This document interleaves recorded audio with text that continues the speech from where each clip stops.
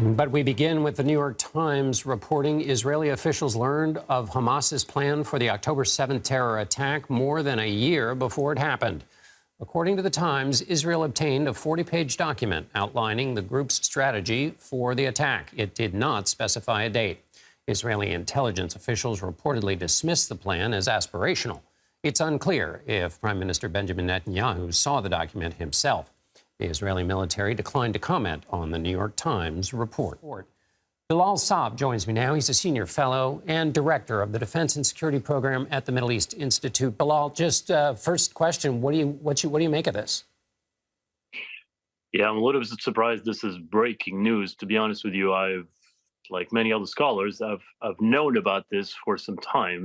The issue was not really a problem of intelligence collection or intelligence analysis. This was more an intelligence failure when it came to imagination, frankly. The Israelis didn't believe that Hamas would pull off something so spectacular and so successful ultimately. The fact that it's being leaked now has a very interesting timing. I just don't want to come up with definitive conclusions right now. But the bottom line of what I want to share with you is that I think we've learned and we've known about this for quite some time now. Now it's a matter of seeing what kind of a political backlash this is going to cause for the Israeli government.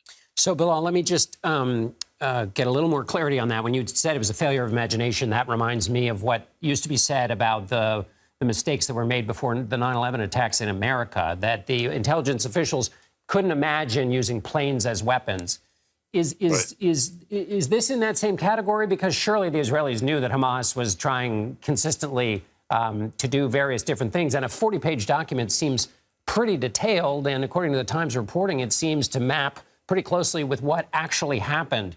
So did they just think that Hamas couldn't pull it off? Or because it seems like the imagination had a lot of guidance with that document.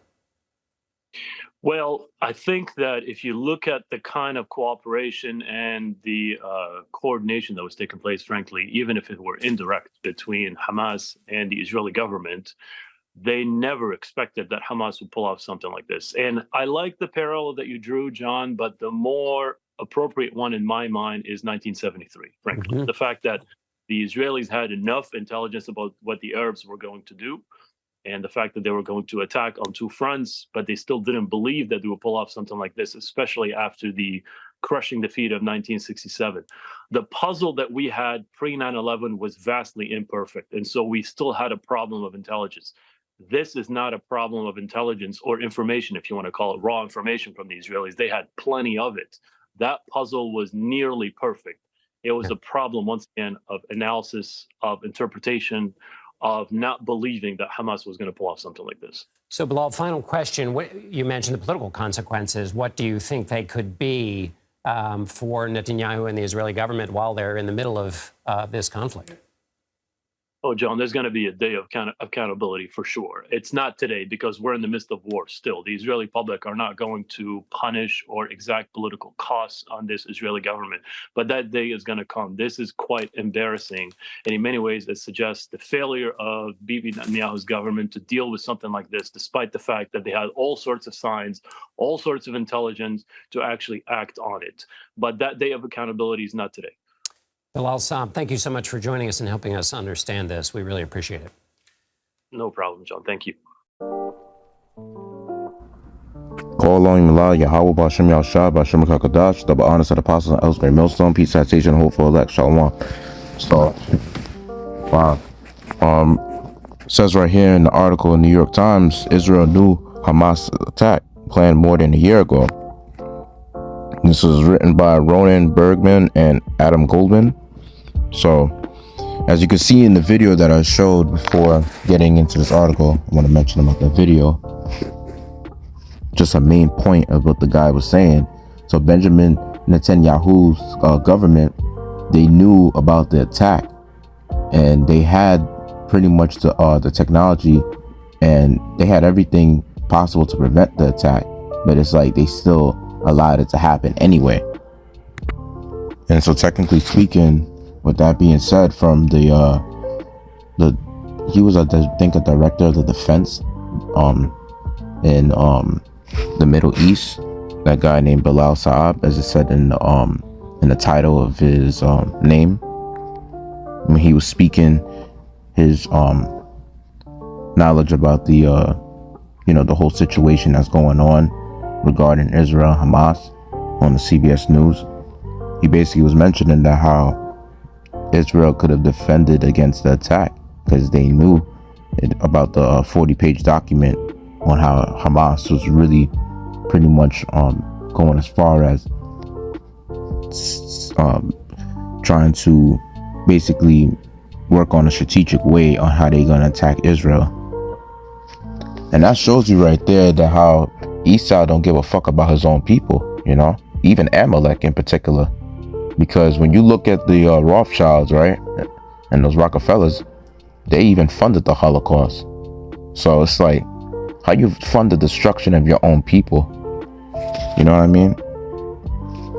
And I'm pretty sure more than likely the Rothschilds have something to do with this too, with this little situation as well, because you gotta understand, these devils, they be finding a way to fund out of war, because these rich banking families, that's how they pretty much take control over a nation, and they benefit a lot when it's coming to nations having war. You see, this is stuff that a lot of people don't really know. But anyway, I'm just going to get into this article by the New York Times. Israel knew Hamas's attack plan more than a year ago. This is a blueprint reviewed by the Times laid out the attack in detail. Israeli officials dismissed it as aspirational and ignored specific warnings. Hamas-led gunmen seized an Israeli military vehicle after infiltrating areas of southern Israel during the October 7 attacks. A blueprint for similar attacks was circulated among Israeli leaders long before Hamas struck. And says Israeli officials obtained Hamas's battle plan for the October 7th terrorist attack more than a year ago before it happened. Documents, emails, and interviews show, but Israeli military and intelligence officials dismissed the plan as aspirational, considering it too difficult for Hamas to carry out. The approximately 40-page document, which the Israeli authorities codenamed Jericho Wall, outlined point by point exactly the kind of devastating invasion that led to the deaths of about 1,200 people. The translated document, which was reviewed by the New York Times, did not set a date for the attack, but described a methodical assault designed to overwhelm the fortifications around the Gaza Strip, take over the Israeli cities, and storm key military bases, including a division headquarters. Hamas followed the blueprint with shocking precision. The document called for a barrage of rockets at the outset of the attack, drones to knock out the security cameras and automated machine guns along the border, and gunmen to pour into Israel and Masi and paragliders on motorcycles and on foot, all of which happened on October 7th. The plan also included details about the location and the size of Israeli military forces, communication hubs, and other sensitive information, raising questions about how Hamas gathered its intelligence and whether there were leaks inside the Israeli security establishment. The document circulated widely among Israeli military and intelligence leaders, but experts determined that an attack of that scale and ambition was beyond Hamas's capabilities, according to documents and officials. It is unclear whether Prime Minister Benjamin Netanyahu or other top political leaders saw the document as well. And I'm just saying this outside from the article. I'm pretty sure they most likely saw it.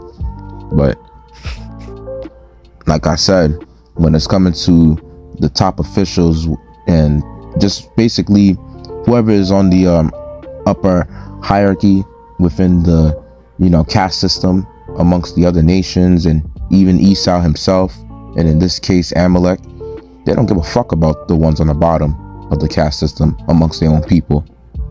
So and we got to be like that too in the spirit when it's coming to dealing with 2/3 that can't come into this truth. But anywho, let's get back into the article. It says a woman run into the concrete shelter at her home in Ashkelon, Israel, after a rocket siren sounded on October 7th.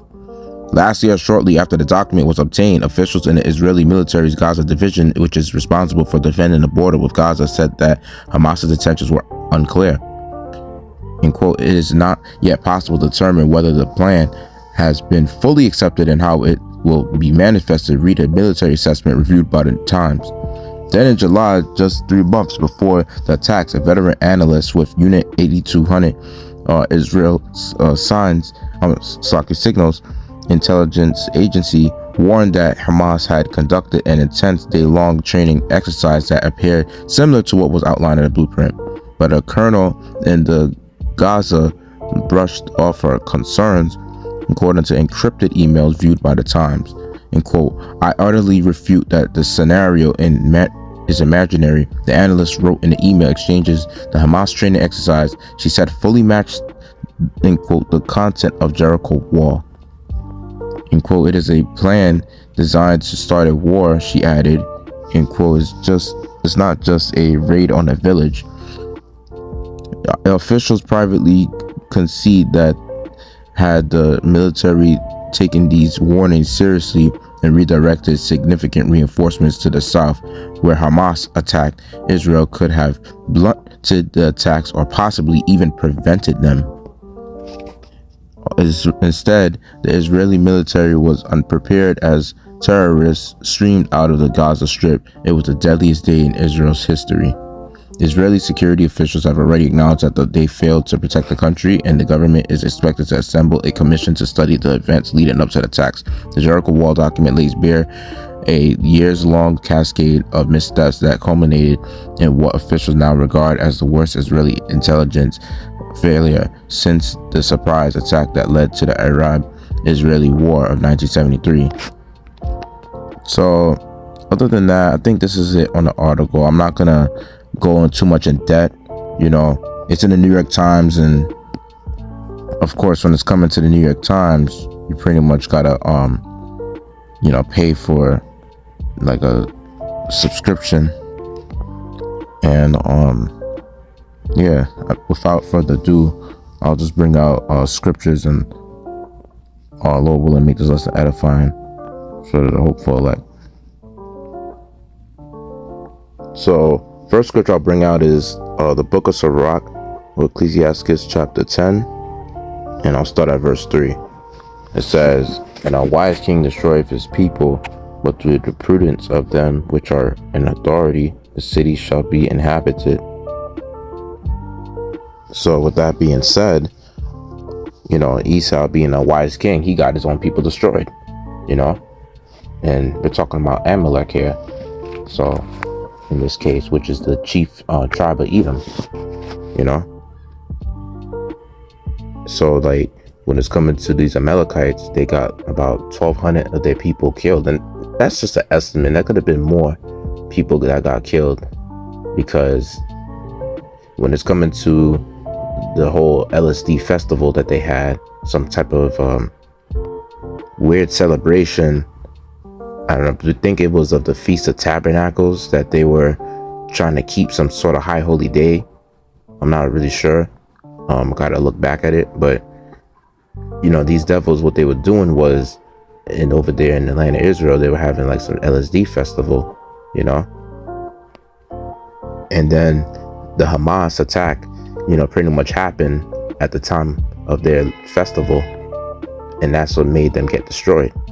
The fact that these Ishmaelites, which are the Arabs and Hamas, they ended up attacking these Israelis that were unaware, and that's a guerrilla warfare tactic, strike when the enemy's unaware.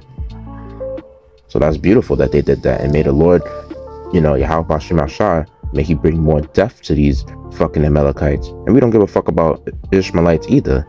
We can't stand you filthy, brown teeth, smelly bastards either, So it's just beautiful alone to see that how, the Most High is pretty much has it to where there's Egyptian against Egyptian, as it tells you in the book of Isaiah, the 19th chapter. I'm gonna bring that out in verse 2. So Isaiah 19 verse 2, it says, "And I will set the Egyptians against Egyptians, and they shall fight every one against his neighbor, against his brother, and every one against his neighbor, city against city, and kingdom against kingdom." And in verse 3 it says, and the spirit of Egypt shall fail in the midst thereof, and I will destroy the counsel thereof, and they shall seek to the idols and to the charmers and to them that have familiar spirits and to the wizards. And the Egyptians will I give over into the hand of a cruel lord, and a fierce king shall rule over them, save the Lord of hosts. And honestly, this is pretty much talking about, the Americas being the the land that's spiritually called Egypt. But when you look at it, like, America is pretty much allies with Israel. And who controls Israel? Amalek. Who controls America? Not only Esau, it's mainly Amalek, which is the, banking families in particular. So they control Israel and they control America, because Amalek controls the, with their banking families, they control the entire world pretty much. And there's like a few countries that don't have a central banking system. So you got to also keep that in mind. And they're trying to basically control the nation's money, their food supply, things of that nature. And in verse 3, where it talks about how the spirit of Egypt shall fail in the midst thereof, like the spirit of Egypt basically, being that feminist spirit that a lot of these people uphold, because being in a first world country, you see those privileges, that's the spirit of Egypt, basically. Having women to be as equal to men, or women being above men, having it to where they call themselves queens, thinking that they're equal to men and above men. No, that's messed up. The word queen goes back to being whore.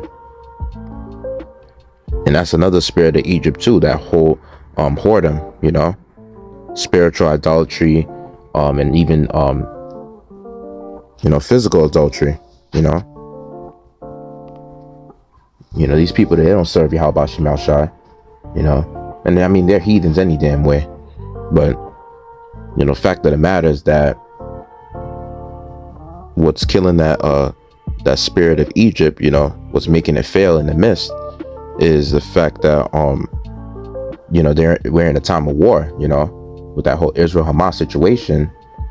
Them Israelis, they got to be on guard now. It's not a thing where they could enjoy the day-to-day life without having to worry about somebody invading their crib, pillaging their property and their resources, things of that nature. They got to worry about that shit now, and especially out of all Edomites and Amalekite, scriptures talk about how these Edomites, I believe, I forgot where it was. I think it was around Psalms, like around the 70s or so, if I'm not mistaken. But I know it was in the book of Psalms, but it mentioned about how, they're not troubled like other men. So it's like these Edomites, they pretty much, especially Amalek, they could walk through the neighborhood in a ghetto and not be touched, by a random nigga. And now it's like with this whole Israel Hamas situation, that shit is pretty much coming over here. There was even a situation that I did a video on about a few days ago about how there was a Amalekite teacher that was in support for Israel, and that caused like vandalism in the school, where the students were basically trying to run up on that teacher, because she was basically being in support for Israel instead of being in support for Palestine. And then that had to lead to her hiding in the classroom, trying to hide from those students. And it basically shows you how weak you women are in general, and that shows you why y'all shouldn't be in the workforce, why y'all ass need to be staying at home, anyway, because you can't handle the heat that goes on in the workforce. You can't fully handle if, let's say, a whole group of people trying to attack you. You can't handle it like how a man could, A lot of men will stand their ground and, face their battles, But what majority of you women will do, you would try to run and hide, call the police, and do all type of, scaredy cat shit. And let me bring out Ecclesiastes 10. This is corresponding with, this is my little go-to, talking about how, you got to where Esau being the ruler, being the devil he is, how he is to his own people. Since I brought out in the book of Sirach chapter 10, I might as well bring it out in Ecclesiastes 10. I'll start at verse 16. It says, "Woe to thee, O land, when thy king is a child and thy princes eat in the morning." So yeah, you see in the land of Israel, like, even the government, they were aware of the Hamas attack. It was a 40-page document. They were aware of the emails and everything. They were aware of the conversation that was going on in the media, and by way of the communication through the internet. They knew, because they could surveillance all that shit.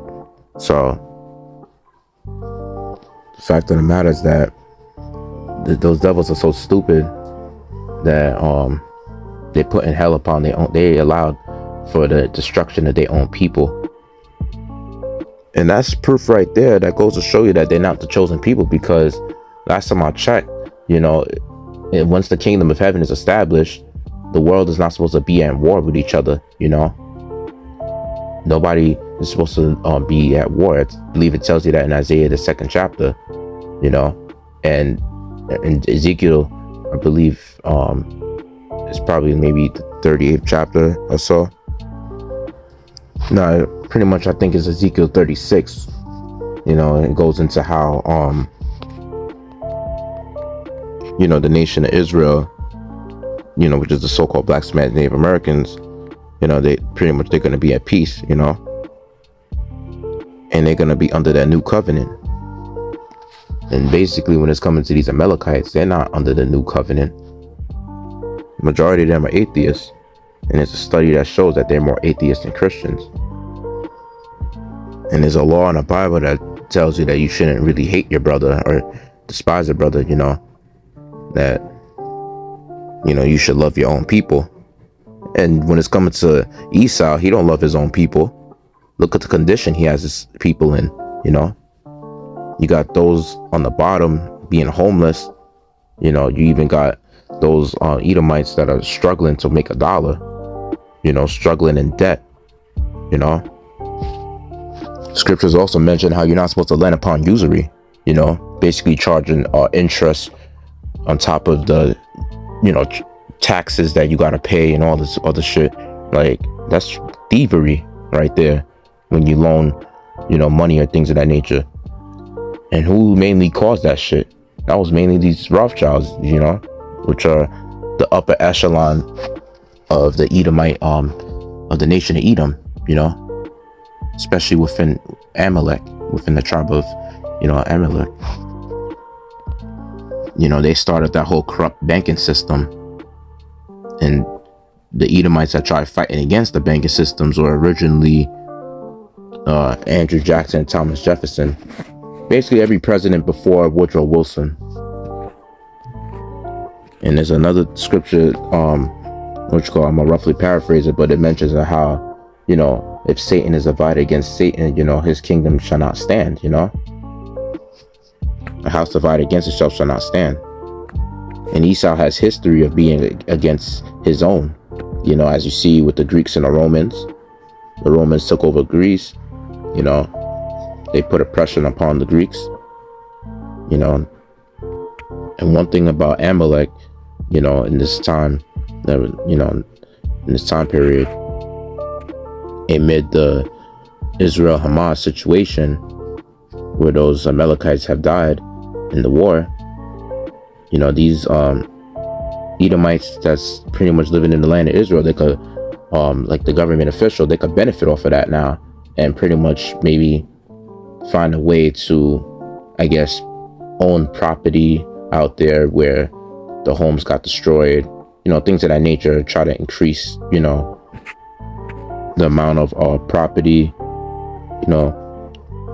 pretty much that they can own now because of the people that got murked in those neighborhoods. You know what I mean? And it's sad alone to see that Esau himself, they look at their own people as, goyim, which goes into cattle, go into like heathens. That's how they view their own people, So how much more when they viewing the other nations, and especially when they're viewing, you know, so-called blacks, Hispanics, Native Americans, which are the Israelites, especially when they viewing the chosen people. So yeah, man, you know, it really shows you right there that Esau is really the devil, even amongst his own. So that's it on that. With that, I'd like to give all glory, praise, and honor to Adonai Yahweh, B'Hashem Shalom Lak Yahushua, B'Hashem Kakadash, double honor to the apostle, Elsbury Millstone, peace, citation, the hopeful elect, Shalom.